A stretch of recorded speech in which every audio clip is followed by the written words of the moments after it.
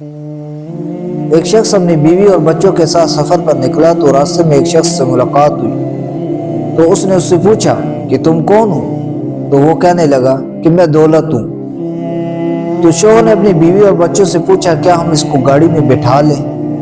تو وہ کہنے لگے کہ بٹھا لیں، کیونکہ دولت کے ذریعے سے ہم سب کچھ چیزیں جو ہیں خرید سکتے ہیں۔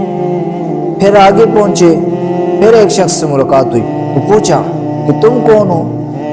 تو اس نے بتایا کہ میں طاقت اور اختیار ہوں۔ تو پھر شوہر نے اپنی بیوی اور بچوں سے پوچھا کیا ہم طاقت اور اختیار کو گاڑی میں بٹھا لیں؟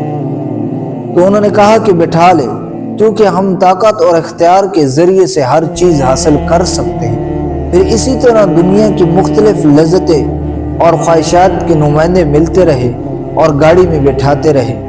پھر آگے چل کر ایک شخص سے ملاقات ہوئی تو شوہر نے اس سے پوچھا کہ تم کون ہو؟ تو وہ کہنے لگا کہ میں دین ہوں۔ تو شوہر نے پھر اپنی بیوی اور بچوں سے پوچھا کیا ہم دین کو گاڑی میں بٹھا لیں؟ تو وہ کہنے لگے کہ نہیں، ہم دنیا کی نعمتوں سے لطف اندوز ہونا چاہتے ہیں، جبکہ دین ہمیں ان سے محروم کر دے گا۔ ہمیں ابھی اس کی پابندیوں میں اور حلال حرام کی پابندی میں نہیں پڑنا، ہم نے دنیا کی نعمتوں سے لطف اندوز ہونا ہے۔ تو پھر وہ شخص جب آگے پہنچا تو ایک چیک پوسٹ نظر آئی، تو جب وہاں پر پہنچا تو پھر ایک شخص سے ملاقات ہوئی تو اس نے کہا کہ گاڑی سے اترو۔ شوہر گاڑی سے اترا تو اس نے کہا کہ اب تمہیں میرے ساتھ چلنا ہوگا۔ تو وہ بڑا حیران ہوا شوہر کہ یہ کیا؟ تو اس نے کہا رکو میں دین کو لے کر آتا ہوں۔ تو اس نے کہا کہ تم اب دین کو لے کر نہیں آ سکتے، جب اس کی تمہیں ضرورت تھی تو تم نے اس کی گاڑی میں نہیں بٹھایا، اب لہٰذا تمہیں میرے ساتھ اکیلے جانا ہوگا، تو اب تمہاری زندگی ختم ہو چکی۔ تو شوہر نے پوچھا کہ تم کون ہو؟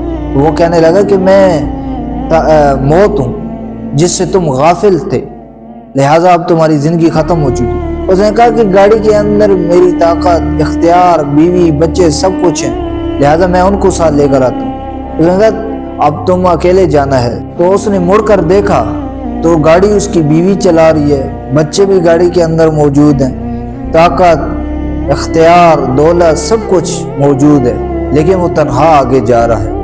تو اللہ تعالیٰ کا ارشاد ہے جس کا مفہوم ہے کہہ دو کہ اگر تمہارے باپ، تمہارے بیٹے، تمہارے بھائی، تمہاری بیویاں، تمہارے رشتہ دار اور وہ مال جو تم نے کمایا اور وہ تجارت جس کے بند ہونے سے تم ڈرتے ہو اور وہ گھر جو تمہیں زیادہ محبوب ہے، تمہیں اللہ اور اس کے رسول اور اس کی راہ میں جہاد سے بھی زیادہ محبوب ہے، تو انتظار کرو جب اللہ تعالیٰ اپنا حکم لے آئے۔ تو اللہ تعالیٰ فاسق لوگوں کو ہدایت نہیں دیتا۔